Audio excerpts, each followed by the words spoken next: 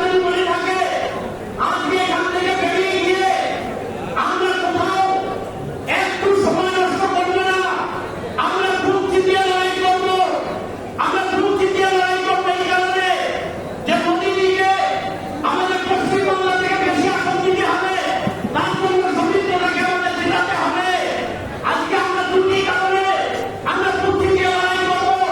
সেটা একটা হলো যে আমাদের নিজেদের ভিড় বাঁচানোর জন্য যদি আমরা হেরে যাই, বিশ্বপুরে লোকসভা যদি আমরা হেরে যাই, তাহলে তৃণমূলের সন্ত্রাসী আবার আপনারা বড় করে নেমে আসবে। আরেকটি কারণে আমাদের লড়াই করতে হবে, সেটা হচ্ছে মোদীজির জন্য। মোদীজিকে আমার প্রধানমন্ত্রী করতে হবে, তার জন্য আমাদের লড়াই করতে হবে। অনেকে বলেন যে সাংসদ কোটায় আমার এলাকায় কাজ হয়নি। আমি বলি বন্ধু, আপনার পড়া অবস্থা থেকে রাজনীতি করছি। সিপিএম এর এমপি ছিল তৎকালীন, অনেকবার এমপি হয়েছে সুস্মিতা বাউরি, অনেক সব তুলে আমার ছবিটা দেখবো, দেখতে পাইনি কোনোদিন।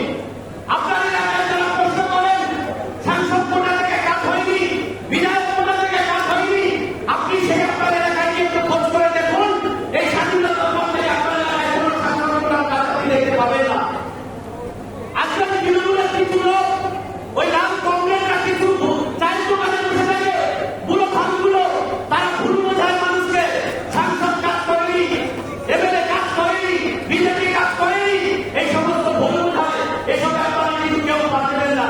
আমাদের একটাই লক্ষ্য হবে যে আমার এলাকা, আমার বুথ, আমার অঞ্চল যত বেশি ভোটে জিতবো, তত আমি তৃণমূলের সন্ত্রাস থেকে মুক্তি পাবো আর ওই জনগুলোকে বিদায় জানাতে পারবো। তার জন্য আমাদের লড়াই করতে হবে।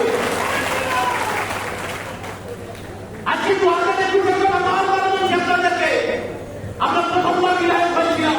প্রথমবার বিধায়ক হওয়ার পরে যে যন্ত্রণা আমরা সহ্য করেছি, তখন মনে হয়েছে, আপনাদের মনে হয়েছে যে পার্টিকে পাশে এসেছি, বিধায়ক পাশে এসেছি। তৃণমূল একা সন্ত্রাস চালায়নি, তৃণমূলের সঙ্গে সঙ্গে পুলিশ সন্ত্রাস চালিয়েছে, যার জন্য সাপোর্ট আমরা দিতে পারিনি। তাই আমরা বলছি আপনাদেরকে যে লড়াইটা জোর করাতে করতে হবে। কোন তাদের মনে কোন নেগেটিভ আসলে একটা কথা বলবো যে নিজে বাঁচার জন্য, নিজের ভিড়কে বাঁচানোর জন্য সবাইকে পজিটিভ করতে হবে। এই 2019 লোকসভা নির্বাচনের আগে এই হলে আমাদের একই ধরনের একটা সভা হয়েছিল। সুব্রততা হলে ছিলেন সেই বৈঠকটিতে, লোক ঘরে ধরেনি, বাইরে দাঁড়িয়েছিল। আজকে সেই সভার পরে সেই সভা থেকে আমাদের খণ্ডঘোষ থেকে আঠারো কার্যকর্তাদের উপরে হামলা করেছিল তৃণমূল। তারপরে খণ্ডঘোষের এলাকার সমস্ত কার্যকর্তারা ভোট করেছিল, লড়াই করেছিল। আমরা কৃষ্ণপুর লোকসভা জিতিয়েছিলাম। তাই আমরা বলছি আজকে এত মানুষ এসেছিলেন, কোথাও সন্ত্রাস হয়নি। কারণ 2019 থেকে অনেক ভালো অবস্থা, যেখানে তৃণমূলের সভা সমিতি হচ্ছে, শুধু গ্রুপের মহিলাদের নিয়ে 2-4 লোক হচ্ছে, নইলে তৃণমূলের পিছনে একটা ওজন নেই। তাই আপনাদেরকে সবাইকে বলবো, আজ এখান থেকে বেরিয়ে যান আর একটাই কথা বলুন, জিততে হবে আমাদের, জিততে হবে বিশ্বপুর লোকসভা, জিততে হবে সমীন্দ্র ঘাটে, প্রধানমন্ত্রী করতে হবে নরেন্দ্র মোদীকে। এই একটা সংকল্প নিয়ে সবাই